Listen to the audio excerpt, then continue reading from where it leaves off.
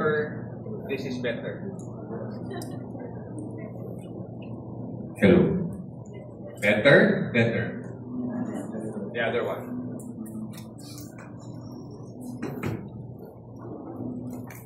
Good afternoon, BCBP Rojas and Mambusaw. Thank you for disturbing my Sunday. One of the greatest limitations a servant leader has in this community is sometimes we thought that Sundays will always be days off. But in the BCBP, there are works ahead. Imagine I have to travel almost 3 hours from Iloilo to here and be back another 3 hours only to speak for a couple of minutes and be back again.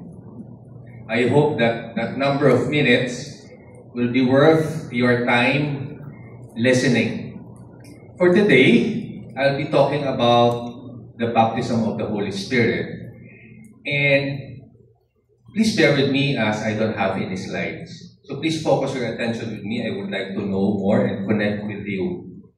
And this journey is very, very, very challenging because there might be a lot of confusion, especially as we talk forward into. So let me ask you, are you still okay? Yes. Okay. It's really fulfilling for a leader, for a BCBP member, for a servant like me to see, and I would like to congratulate the Rojas chapter for bringing this all together, having a lot of new missionaries. Congratulations, no? Adrian and your mission team. No? Of course, I don't know if Brad, your RCD prophesied me that I will be your speaker for today. But later on, I hope and pray that after the praise and worship, I will return the favor. I will also prophesy that maybe your next position will be granted already in advance. Anyway, sisters and brothers, once again, I'm Vince Villar of BCBP Molo. Every time there is a baptism of the Holy Spirit, I always recall my very own baptism in the community. And for me to elaborate with you about this talk further, I want to rejourney with you. Why do we have this talk in the BCBP? One of the most important things that I would like to share with you is this. It is important that you need to understand why do we have Christian Life program in the BCBP. I am a businessman. And every day I would encounter money. Every day I would encounter problems. But every day I would also encounter harassments and temptations. And I would say, without the BCBP program in me before, I could have said, maybe I'm one of those intriguing influencers, maybe in the social media who is so popular right now. I may be one of those contractors that has been, I don't know, filled with greed and pride, and now ginigisa ng taong bayan. Probably without the Christian Life program, I could have been a gambling addict, or maybe I was already an addict myself because I was surrounded with addicts in my family. Without the Christian Life program and the gift of the Spirit that I have received, maybe I am not here. But why I am here? Thanks to the Christian Life program that was developed, the program that was introduced to me by the BCBP. And my talk is about connecting you now into understanding your journey. Because without understanding that journey, it will be very, very hard for you to immerse furthermore. Again, our integral formation program runs in stages. Phases yun. When you entered into the BCBP, the first thing is the encounter of that testimony, of that invitation from a friend to join the breakfast. And when you heard about it, there is that moving parts, not only from your eyes, but from your heart and from your mind, that something tells you there is something happening in me. And remember that the moment you were born, you were already saved. through the resurrection and death of our Lord. And maybe have asked me, why is it that I need another baptism? I was baptized when I was a kid. And what is this baptism that we do in the community? Why is it? Now let me reconnect you again. On the first module, you talk about the three triune God. You talk about who is Jesus Christ, what is God's like. And the third talk is about the power of the Holy Spirit. That's the first thing that was introduced to you, the word Spirit. On the second module, here comes again two important talks that you had. This is the 10th talk, and you talk about growing in relationship with the Lord. That is through living life in the Holy Spirit. After your baptism, you will take that course. Why is it that there will be paulit-ulit? Why is it? Let me tell you this. As missionaries of the Lord, I have to tell you that the word Spirit has been there from the very moment that the Word was created. Remember, I could remember very well, I hope I am correct, the word Spirit was mentioned 523 times or more in the Holy Bible. And I would like to prove it to you in Genesis chapter 1, it says, when the world was formed, the world was formless, and there was darkness. And the Spirit of the Lord hovers over the waters. The Spirit has already been there. What does it mean? It's been with us already before us. The Spirit of the Lord hovers over the waters. The second highlight of that, if you could remember, is when Jesus, before he was crucified, you know what he said? Can you remember what Jesus said to his disciples before he was crucified? Jesus said, bakit sinabi ni Jesus yan? Jesus said that because Jesus knew na wala pang power ang mga apostles. During that time, he knew that he will be denied 3 times. He knew that the apostles maging koy, maging tarantado, they will not be brave enough and be bold enough to face the Jews. And so, the Lord said, do not worry, I will send the Holy Spirit to be with you. And the third highlight is, when the Holy Spirit, the day before he ascended to heaven, and when he appeared to the apostles, what did he say? I will send the Holy Spirit so that you will remember everything what I have taught you. I will send the Holy Spirit so that you will remember everything that I have taught you. And stay in Jerusalem for the next 10 days and wait for the Holy Spirit to come. And what is that? And that is the promise fulfilled by the Lord. Now, what is this baptism already? In the New Testament or in the Old Testament, the words Holy Spirit was mentioned twice. One, it was mentioned 389 times in the Hebrew.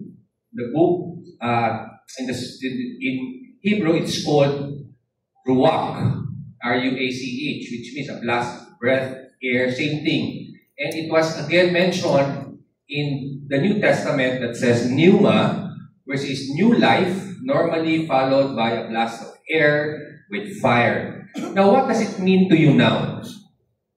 Brother, how does it feel to be filled with the Holy Spirit? And what is this experience? Why is it that there are 3 courses minimum that we talk about the Holy Spirit in the Christian Life program of the BCBP?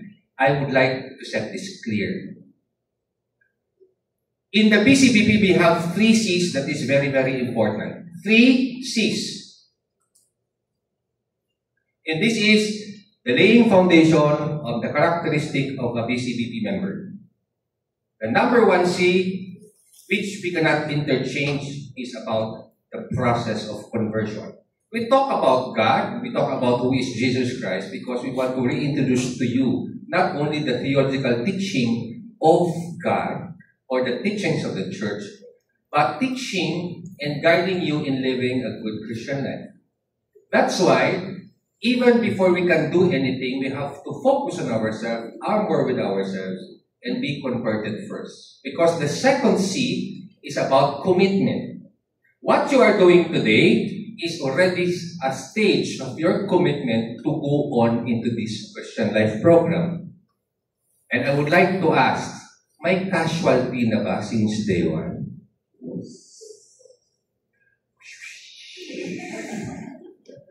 Meron. See? It's a stages of commitment that's already being tested. And the third C in our BCBP characteristic life is this. We are being commissioned. Where is that taken? Part 28. Go therefore and make disciples of all nations. What Jesus did to his disciples is this. He came to us and lived with the apostles. Hindi yung sinabi niya lang. He performed miracles. He teaches us this way, platform leadership, and speak in parables. He lived with the apostles. What does it mean he lived with the apostles? He joined with the apostles' conversion process. In the BCBP, we commemorate that experience. In the BCBP, we believe that BCBP was instituted by Christ himself, and no one can ever claim that away from the Lord. So when it is Christ himself who instituted businessmen and professionals to come together, people of influence, he meant that when we do things together and be bold, then I am living with you through the power of the Holy Spirit.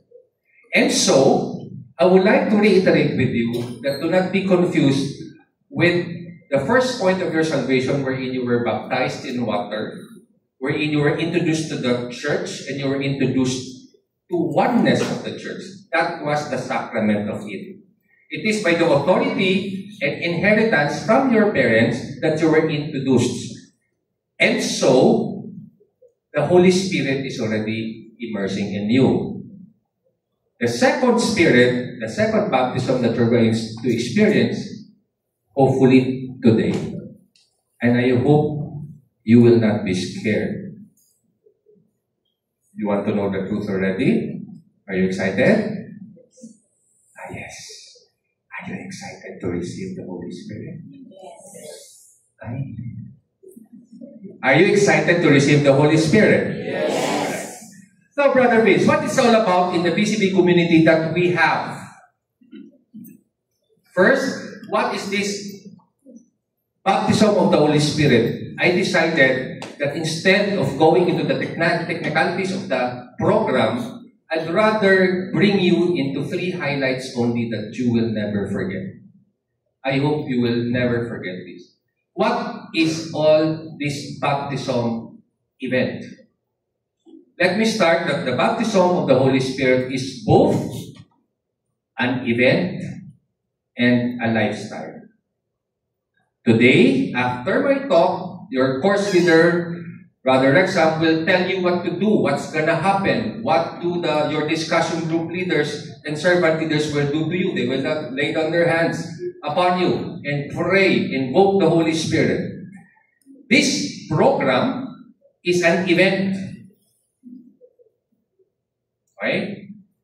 At the same time, it will be your lifestyle. Why? The baptism of the Holy Spirit is just like this. It's just a well and a river. Well, because the Holy Spirit has been deposited in you. One of the functions of the Holy Spirit is when you were marked by the adoption of salvation. What is that? Inangkin ka na ng Diyos. Whether you like it or not.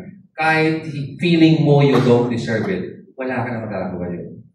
Even if you were a sinner before, you are a sinner now, you cannot prevent God from giving it to you. Why? Because it was given to us in full, hindi partial, hindi kulang. Ulitin ko. The Holy Spirit is already in you. Because it was already the promise of God to us from the time when He offered His life. So I hope that you will not be confused. Today is already the infilling and the filling event. What's the difference? Pag ang bubon, sakto ba nga ako nilonggo? Bubon. Well, can maawas ay handa ang tubig kung magulan tudo at magdalong din ang bubon. But it is just deposited in there. The Lord already deposited in you that Spirit. And the other side is here comes a flowing river, flowing continuously. What will happen after this is that you will have a continuity of what the original Spirit that has been with you since then and become your lifestyle.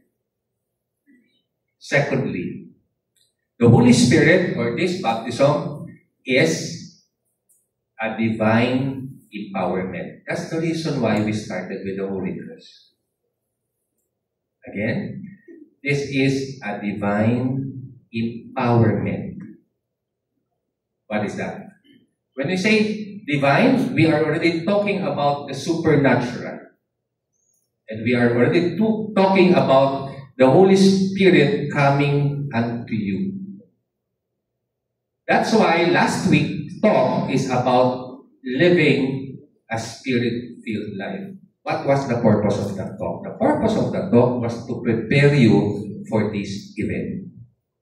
My talk now will go deeper into the understanding why we're doing this and how are you going to respond. Again, how are you going to respond and how are you going to open the door when Jesus knocks at you? Will you open the door?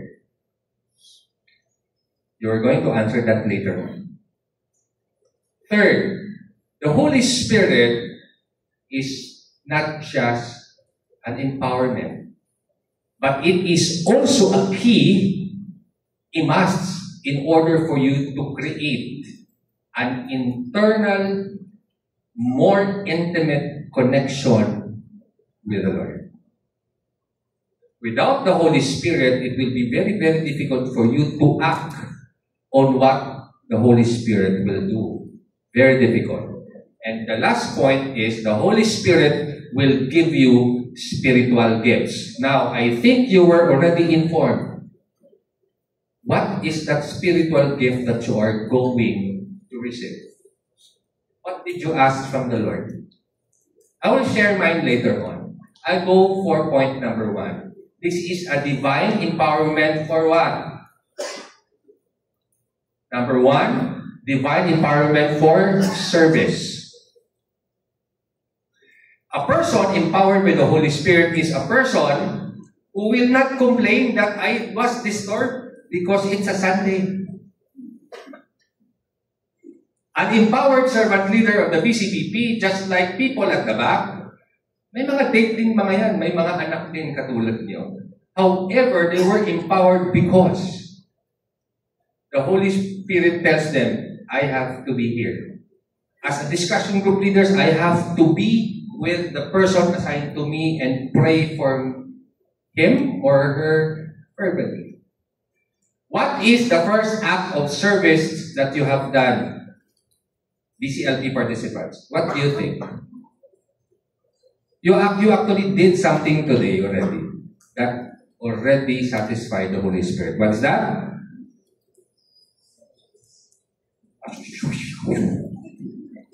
Anyone? It's unfortunate that I cannot walk. This is one of those times wherein I'm not really, hindi ako kasahog na hindi maglakad. But it seems I am limited. No? Anyway, because gusto ta katoksoon.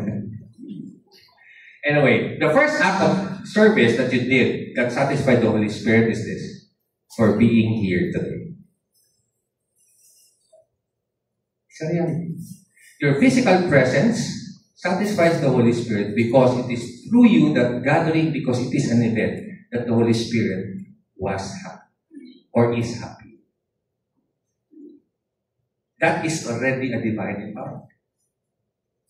Hindi ko lang alam kung merong maglakas loob dito. Sino sa inyo dito ang napilitan ng pumunta? Hindi ka lang magkanto, naman. Sige, hindi ka pupunta, wala kang purchase order bukas. Hindi ka pupunta, hindi ka magsapakanay 5 years. Now, kung nasa pilitan ka lang, don't worry. It's okay. Why? Because if you will just allow yourself today and believe that you're gonna receive it, that you're gonna open your life, then basically you have already given the Holy Spirit and God and the community and public service. That's first. The second one is witnessing. The Holy Spirit is a divine empowerment for you to have that boldness to witness for what is Christ has been teaching. If you are a businessman, imagine you can stand corruption, you cannot, hindi pwedeng tumakap ka ng bribe or magbabribe ka. If you are a professional person, you can always and boldly tell them that what we are doing here is not good. And through evangelism in the marketplaces, you can boldly say, I can testify to Christ and I can preach Christ boldly. You could hear those people teaching sometimes about what to do. But in the BCPP, you hear testimonies of boldness from people who have changed their life from bad to good. And that is witnessing through their testimony. They will be honest about their life, how they become this person before. And as they do that, as you do that, you inspire and you encourage others to become another you. That is the role of the baptism in you.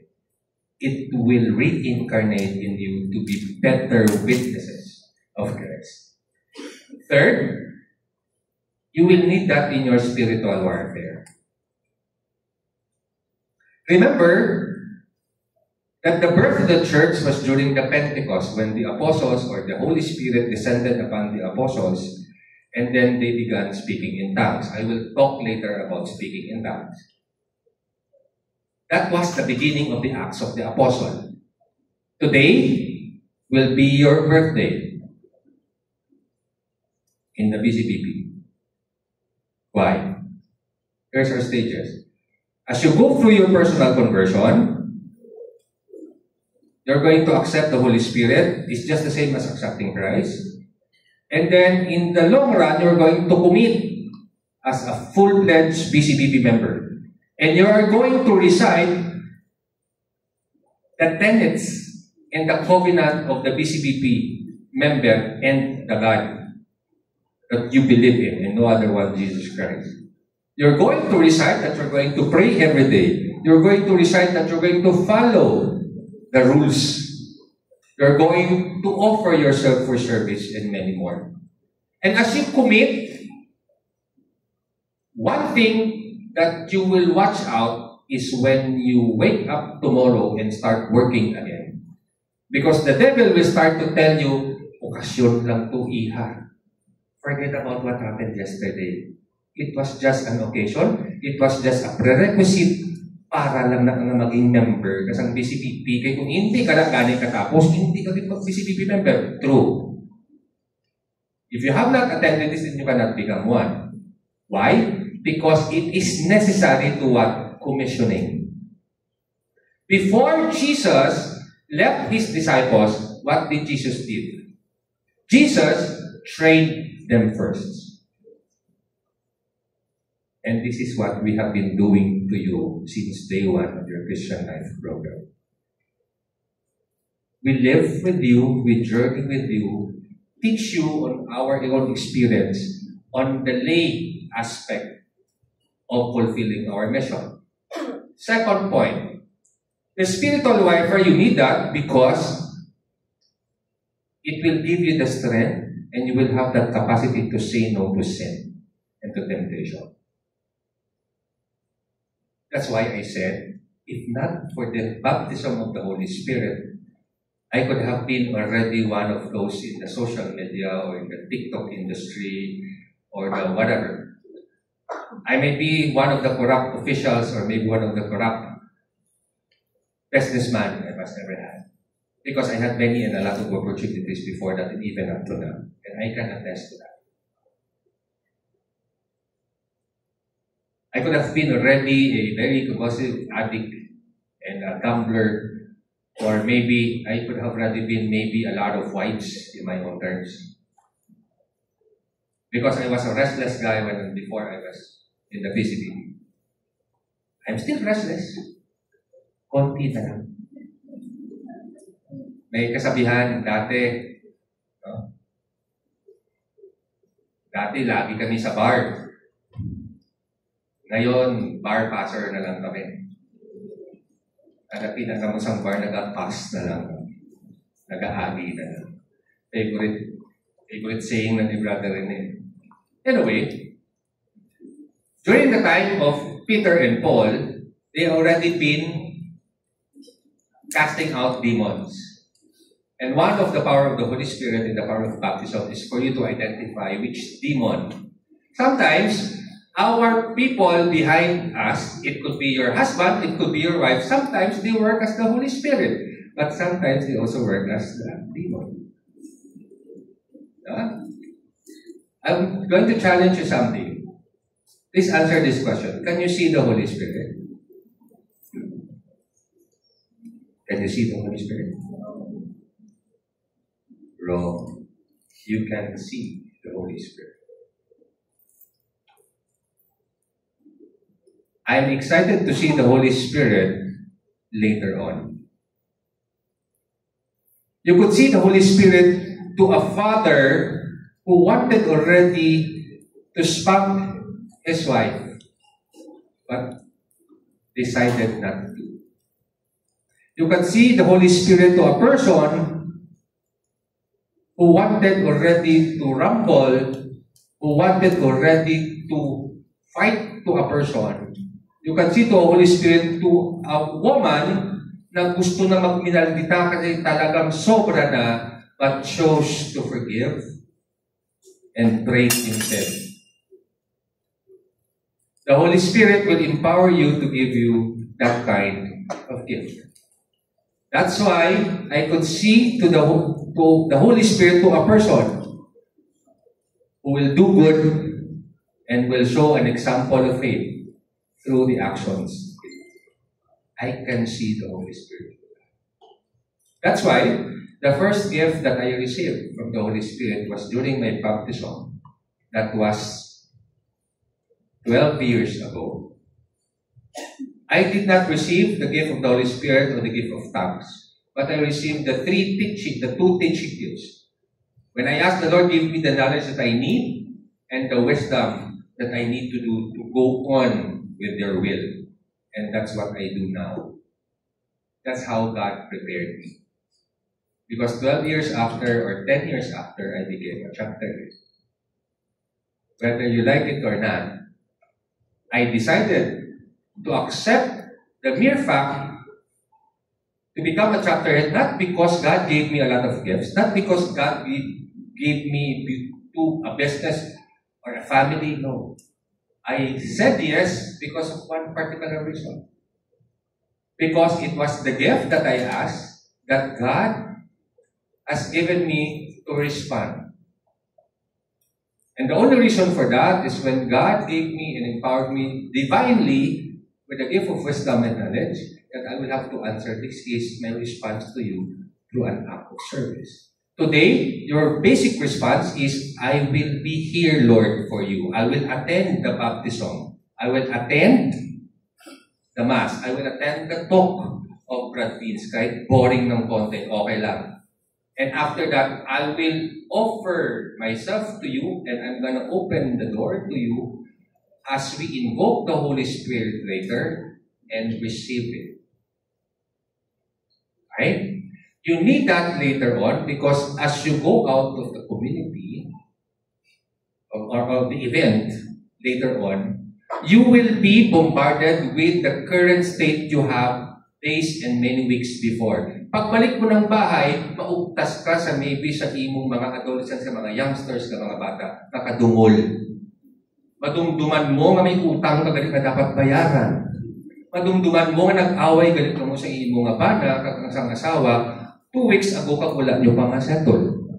Madumduman nyo, wala galit ka mo kaintindihan ay sa inyo nga mga mother-in-law, father-in-law. Madumduman nyo nga so many times, the devil will lead you there because you are the most favorite person he wanted to attack. Just like a story of a man who has always been attacked by the devil in his house, he invited Jesus to come to his house. Because every night, devils and demons would come to his door and knock his door out. Because of fear, he prayed and invited Jesus. And so, Jesus filled him. He entered the house. He was welcome. Oh, Jesus, thank you for responding to me. Please come inside our house. I have prepared the most beautiful room in the house. And that's I offered for you. Please come inside. That man let Jesus come into the most beautiful, complete. No? May sauna pa sa sulod, kompleto. Hindi lang siya 5-star, but 10-star room. And then he locked Jesus there to make sure that he will not go out. The next evening, he would still encounter the same demon. Never-ending, nagkapusok.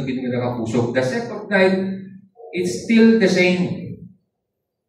And he start to complain because he start to notice, parang wala si Jesus Christ dito.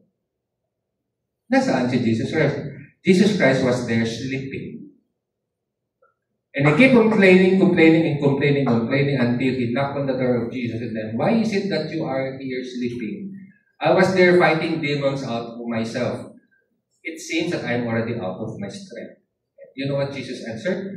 Jesus said this, how can I help you tarnish all those demons? You keep me in this room, I cannot go. So today, sisters and brothers, Jesus will be knocking on your door. Are you going to lock him out? Or you will let the Holy Spirit take over your life? Because the Holy Spirit is about divine empowerment and surrender. You want to surrender? Now is the time. Because the second part of it, the moment you receive it already, it will create already an internal connection between you. It will increase the intimacy of love and joy and peace of being with the Lord. Everybody of us in the BCBP encountered that.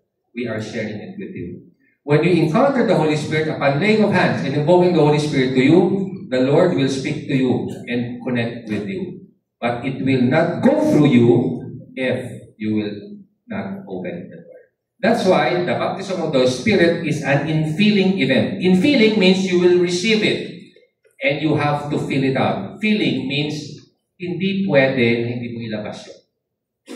That is already the continuous lifestyle that you're going to do. It will go out in your life by the way you speak, the way you behave, and the way you respond to the Christian life program and the formation program that's going to happen after that. The way you respond on commissioning is the way you answer yes when you are invited to go and serve the community. When you are already asked to invite other professionals and businessmen to be in the BCBP in response to the mission that God is telling you. That is the empowerment that the Holy Spirit is giving you. Because it will also give you and increase your faith. As you receive the Holy Spirit, it will grow in faith. There are measures of joy, peace, love that you're gonna feel. Why? Sa love ka lang sa brothers and sisters ninyo, ang gina-take care, kung ginapangamuyungan, is already enough for you to feel. But however, after that, you will have that very revealing expression of love because of that spirit-filled empowerment. Lastly, you are going to receive a very specific gift that you have asked. But when you receive the baptism, please do not be surprised if some of you might be possessed. No, it is not possession. But some of you might be receiving a gift of tongue. I was asked, Brother Vince, ano kinagandang gift of tongues? Okay. One, there are three gifts of the Holy Spirit in category. The one I asked, or the one I received was a teaching gift, knowledge and wisdom. There's what we call charismatic gift. Charismatic gift is what you may be receiving later on. You may not underestimate it. And that is the gift of speaking in tongues. It's just like this. I hope that my analogy will not be destructive. But for men, you can, I think, align with me. When you start drinking beer, you will start to feel that little agua de pateranta in you. And there's that reaction in your stomach or in your mind or in your brain that creates a little of an adrenaline that sometimes, when it is so full, you don't know what you're talking about. Am I correct? And when you're asked the following day, how did I arrive home? I don't know. And then you begin to speak things, na hindi mo nasasabi before, nagiging malumanay kang sensitibong bata na parang nawalan ka ng candy. Lahat ng sinasabi mo dati, lahat ng sikreto mo lumalabas pag nakainom ka. Kaya mga misis, pag gusto nyo malaman ng mga sikreto ng mga lalaki namin, sumama kayo sa amin uminom. Just kidding. The Holy Spirit will engulf in you and immerse in you fully that you are going to receive that you are no longer in control. Meaning, when you surrender yourself, just like the apostles, you're going to be speaking in tongues. If you receive it, it's okay. If you hear about it, please don't mind it. Don't laugh about it. It is the Spirit. One day, that's 2017, I was talking about the power of the Holy Spirit in one of the chapters in Iloilo. On the last part of the talk, I prayed for the prayer for deliverance. Because invoking the Holy Spirit, this is how the apostles did it when they performed miracles. In the name of Jesus, I command you, get out of that man, you demon. In the name of Jesus, I command you, get away. While praying that, while speaking that, one of the members suddenly was struck with the Holy Spirit. And she began speaking in tongues. Hindi mo maintindihan sinasabi niya. At first, for those who were not educated about it, that's why I always say this. Because sooner or later in this chapter, sooner or later, the Holy Spirit will dwell. And of course, that's a big celebration. However, it doesn't mean that if you will not be speaking with tongues, the Holy Spirit is no longer with you. No, it's just one of the gifts. I asked for wisdom, I asked for teaching and knowledge. It was granted. Some of you may have asked faith. What I love, I could have asked for miraculous powers because that's one wonderful gift that maybe some of you. You have many sick friends, brothers and sisters, families. Maybe some of you would have, Lord, give me a miracle. For sure, that's what we'll pray. Please heal. Lord, please heal my arthritis. Ang akong blood sugar. Ihilang ko ba lang, Lord? Hindi naging kumakaon niya deserve. Hindi naging. Some of you ask for healing. And I hope that that will be granted upon you. And the spiritual gift is also that miraculous power that you are going to ask. And I hope that's gonna be. Who among you knew about the greatest salesman of all? Have you heard about that story? Who is the greatest product salesman in the world? They say his acronym is HS. He was born with an acronym HS because his father was the best friend of the Holy Spirit. He was a single dad, and he rose a very, very sickly kid. And samtang nagdako siya, there is this disease. It was not a disease, but it is a limitation. No? he starts to stammer. Stutter siya lang, binabalik-balik niyang iyang ano. And then later on, his father always prayed for the Holy Spirit and he became best friends. He thought that the son will die, but later on, he continued to pray and intercede for his son until he grew well as a very good person. However, his stuttering never faded. Wala gid siya nag-fade, ara gid siya gihapon. Anyway, 2 years after his father died, and there's something that his father said, no matter what you do, always depend on the Holy Spirit. If you have problems, if you go to work later on, always depend on the Holy Spirit because He will never leave you because that's what God promised me. And so, that was the teaching that the son did. When he was already in college after graduation, he needed to find work. However, it was very difficult for him because he keeps on repeating his words. Morning, sir, I want to apply for interview. Will you accept that kind of employee? No. And one day, there is this very desperate person who happens to be in a Bible business. His business is selling Bibles. And so one day, naglagay siya ng karatula, wanted salesman. And off it goes. The first applicant went, right after he was accepted. The second applicant went, was accepted. The third applicant was him. He went. Morning, sir. I want to apply for salesman. He keeps on repeating, oh. The owner said it cannot be. You cannot be. I can accept you. Later on, though medyo ukto na, though wala na bitsong may nag-apply. I would like to give you a shot. I am changing my mind, but you have to produce. Sure. I will send a ball for you. The next morning, the following day, the first salesman arrived. Sir, I would like to report to you that the first ever, the highest Bible sales that you will ever have. I was able to sell 150 Bibles. Wow, that's great. In just one day, yes sir. I did not make a mistake hiring you. The second Bible salesman appeared.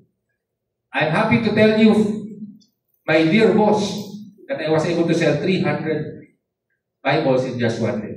That's double his. How did you know? Because I was guarding him and I was actually ahead of him every night. May diskarte siya. Menog alas 5 na, wala pang third Bible salesman. Come 6 p.m. and here he comes. I want to tell you that oh, for sure you don't have any shares. No, sir. I want to tell you that I was able to sell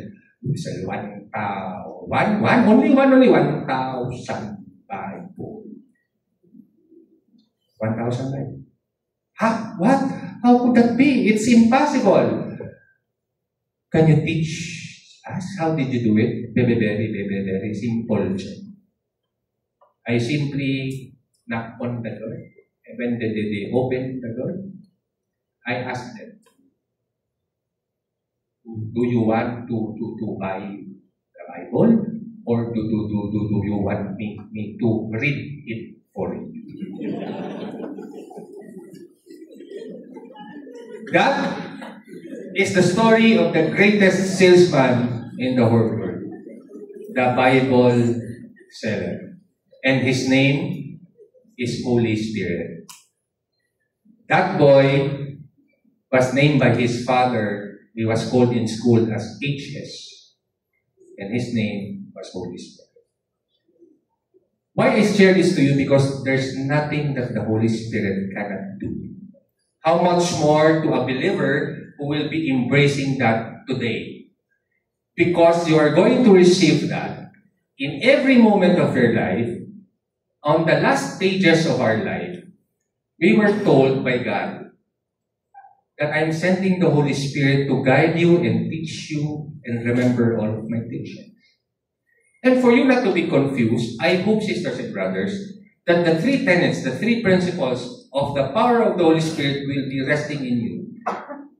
Because the baptism of the Holy Spirit should be within us. I asked you, can I see the Holy Spirit? I am excited to see that later. You said you cannot see it, and I told you I can see that. I can see that in you later on. I'm 100% sure of that. And I can attest and prove to you that I can see that, and I can see the Holy Spirit with you, because the Holy Spirit is the God that already lived within us. And I proved that countless times while I was journeying in this community. I was always blessed and guided by the Holy Spirit. There were so many times also that I almost met an accident going and performing a talk to a Christian Life program or to a formation program. Countless times, even hours before I would give a talk, the devil would harass me and give me problems in my business. I would encounter that one of my staff almost died of electrocution just 30 minutes before I talk, and I would receive a call. Just a proper coincidence how the devil will work on you. Without divine empowerment in the laying of hands with your brothers and sisters in your head, without commemorating that reenactment of the descent of the Holy Spirit on your commissioning, it's very, very hard to live a Christian spirit-filled life without the Holy Spirit. Now, as you surrender yourself today, you can only receive the Holy Spirit when you open yourself, you surrender. Do not be confused. This is not just your second baptism, but this is an experience for you so that you are going to live a spirit-filled life. That is your tool. Passes niyan in your ministry. As we prepare you in this community, what you're going to do is this. As you receive, receive. Let it out, just like the book of Acts. The Holy Spirit was in action the moment the apostles received the Holy Spirit, and that is already the beginning of the Acts of the Apostles. In the community, this is your birthday. Tomorrow, I hope no one will say, hindi na ako magpadayon. Brad, may Talk 11, pakita sa next week, sako ko na Brad, hindi ko pwede. You know, when the Holy Spirit starts working with you, I don't know lang. Try mo. No? Anandaan, kung nalingadaan mga tsura. No? Reporting na sa akin si Brother Ian. However, because I prayed for you while going here, I asked the Lord, what is the mission of the Holy Spirit through me that you want me to tell? And here it is. I pray that the Holy Spirit will work in you so truly that you're going to understand the meaning of it in dependency of the Holy Spirit. And as you live and walk with the Holy Spirit, I hope, sisters and brothers, that you're going to walk with the Spirit every second, every moment, every day, every hour, in every event of your life, in total dependency of the Holy Spirit. Without the Holy Spirit, it's very, very hard for us to act in accordance to what God wanted us to do. And we are to be independent. Lastly, as you become committed members and you become commissioned into the Spirit, I hope that you are going to respond in a way like this. Lord, hindi po ako napilitan.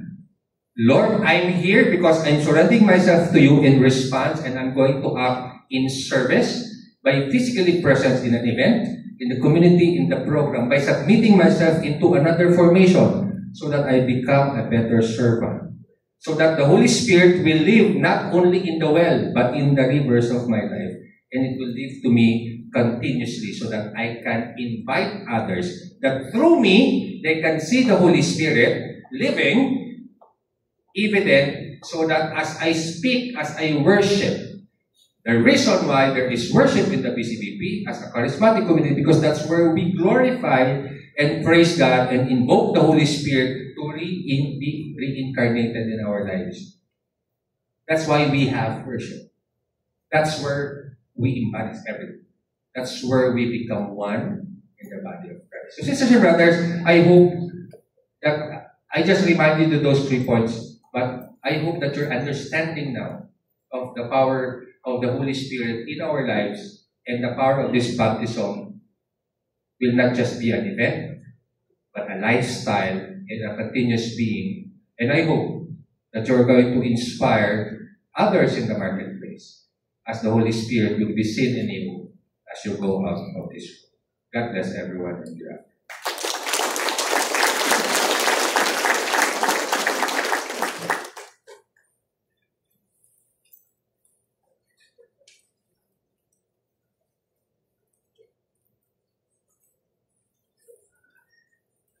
Once again, round of applause to Brother Vince for that very inspiring and spirit-filled